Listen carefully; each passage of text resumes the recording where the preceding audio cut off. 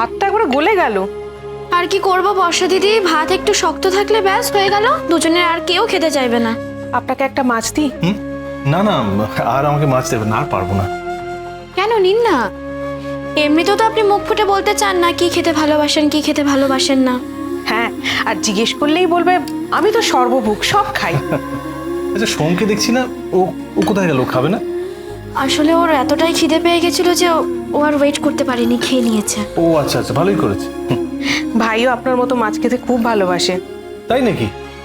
এই তো দেখছি মোস্ট অফ দ্য চয়েসে আমাদের সিমিলারিটি আছে। মানে ওই বাংলায় কি বলে না, মানিক জোড়। কারেক্ট, মানিক জোড়। আমরা কিন্তু দেখছি আস্তে আস্তে আপনার ওই মানিক জোড় হয়ে যাচ্ছি। তবে এটা জেনে খুব ভালো লাগলো যে আপনাদের ব্যবসা খুব ভালো চলছে।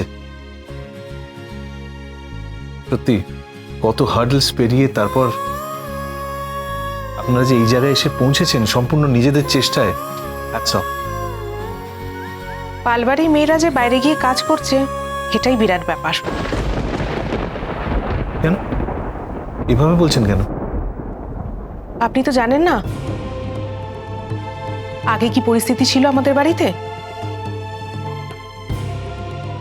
জানলে এ কথা বলতেন না।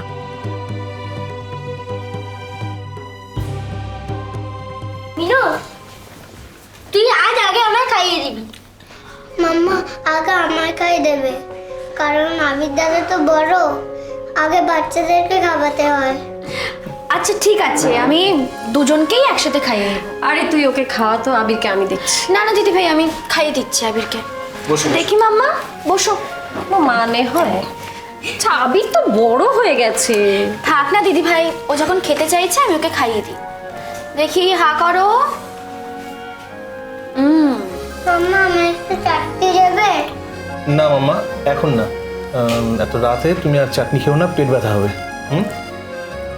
ঠিক আছে মাম্মা, আমি কাল দুপুরে তোমার জন্য মিক্স ফ্রুটের চাটনি বানিয়ে দেবো, কেমন? আমি আর একটা বেগুন ভাজা খাবো। আনছি। হা কর আবির। তোমাদের কি মজা, তোমরা একসাথে অফিসে যাও, ওখানে গিয়ে গল্প করতে পারো। কি বুদ্ধি! গল্প করার জন্য কেউ অফিসে যায় নাকি? সেটা তো বাড়িতে বসেও করা যায়। আমরা ওখানে কাজ করি আবির। বাবা আমায় বলেছে ওখানে তোমরা শুধু গল্পই করতে যাও।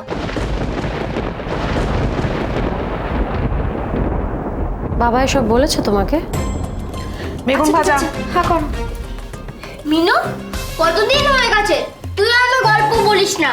আচ্ছা ঠিক আছে, আমি আজ রাতে তোমাদের দুজনকে ভূতের গল্প শোনাবো।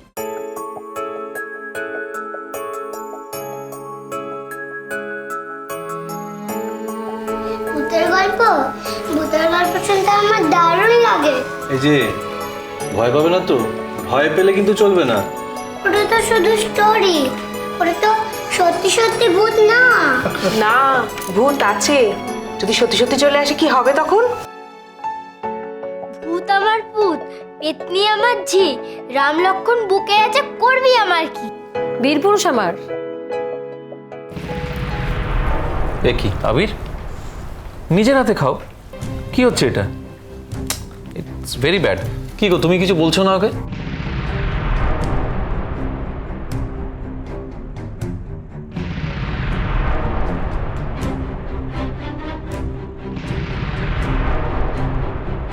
কি আশ্চর্য। আচ্ছা, আমি কি ভুলটা বলেছি তো বুঝতে পারছি না। আবির বড় হয়েছে, নিজের হাতে খেতে শিখবে না? না না বাবা, মিনু খাইয়ে দেখ না। না আবির, নিজের হাতে খাও, খাও। ছাড়ো না দাদা ভাই, আজকের দিনটা তো আমি ওকে খাইয়ে দিচ্ছি, ও খেয়ে নিক, কাল থেকে না হয় একা একাই খাবে। কেন তোর দিদিভাই যে এইভাবে রিয়াক্ট করে বুঝতে পারি না। আমাকে ভালোভাবে নিতেই পারছে না ও। মিনু, মিনু তুমি তাড়াতাড়ি ওপরে চলো। কেন, কি হয়েছে? পুচকুর মনে হয় খুব পেট ব্যথা করছে, খুব কাঁদছে।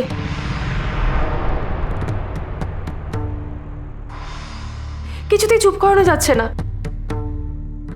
হ্যাঁ তুই যা, আমি আছি, আমি খাইয়ে দিচ্ছি, যা। না না, আপনি যান যান, আমরা তো সবাই আছি। ঠিক আছে, আমি উঠি। চলো। তুমি খাবারটা এবার ফিনিশ করো। Good girl. আবির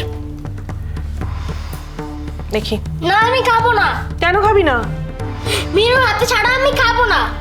এরম জেদ করে না, দেখছো তো পুচকু কাজ যে কিরকম। খাও। আমি খাবো না, খাবো না, খাবো না। চালটা একটু বদলাতে হবে। আবির এবার হবে আমার তুরুপের তাস। ছোটদের মন তো বদলে দেওয়া সবচেয়ে সোজা। তাহলে এবার ওই পথেই এগোই। আচ্ছা তুই ছাড় না, আমি দেখছি, যা তুই যা। বলছি কি, আমার না পেটটা ভরে গেছে, আমি না আর খাবো না। ওকে চলো ওয়াশ করে দিই।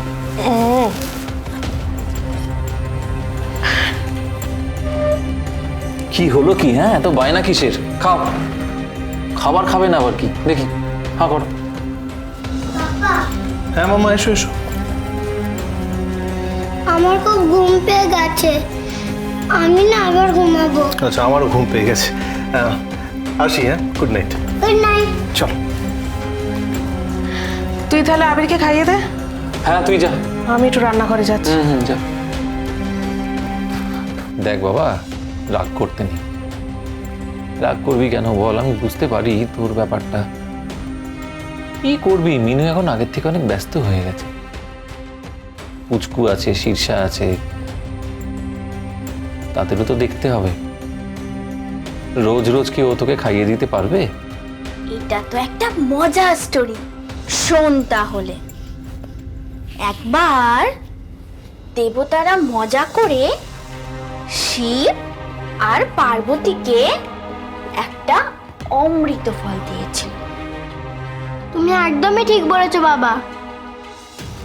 সবার জন্য সময় আছে মিনু, শুধু আমার জন্যই নেই। আগে তো রোজ আমায় গল্প শোনাতো, আর এখন দেখো সময় পায় না। বোনকে আমার থেকে অনেক বেশি ভালোবাসে মিনু, আমি জানি। যাক যাক, ছাড়, সব একদম ভাববি না। খেয়ে নে, এই নে।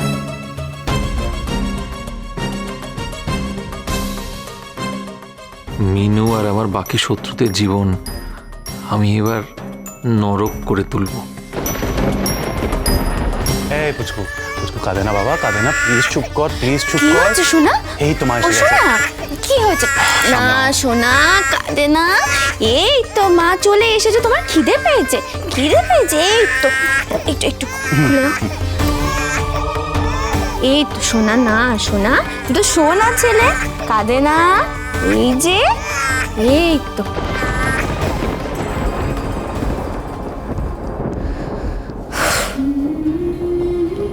কৃষ্ণাদেব, বলো। বলছি যে তুমি নিচে চলে যেতে পারো। ওদিকে তো দিদিভাইরা খেতে বসবে, যদি কিছু লাগে। আমি পুচকুর এখানে আছি। আসলে ওর খুব খিদে পেয়েছিল তো, তাই এত কান্নাকাটি করছিল। ঠিক আছে। এই তো সোনা, আমার সোনা বাবাতে এবার ঘুমু ঘুমু করবে। এই যে,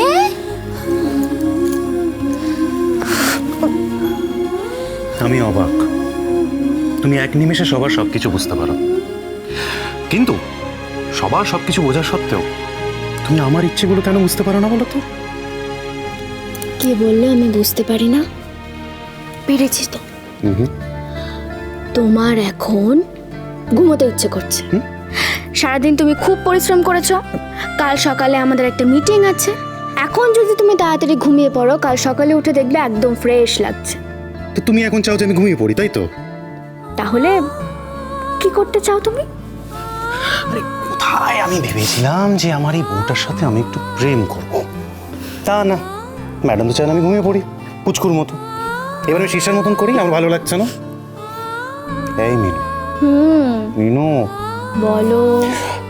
আজ যদি আমরা সারা রাত জেগে শুধু গল্প করি কেমন হয়? দেখো, লাইট ওয়াইট পুরো অফ করে কয়েকটা জাস্ট ক্যান্ডেল জ্বালিয়ে তুমি আর আমি আর তুমি মুখোমুখি। আইডিয়াটা কিন্তু দারুণ, কিন্তু আমি যে কথা দিয়ে এসেছি। হ্যাঁ, কাকে কথা দিয়ে এসছো আবার?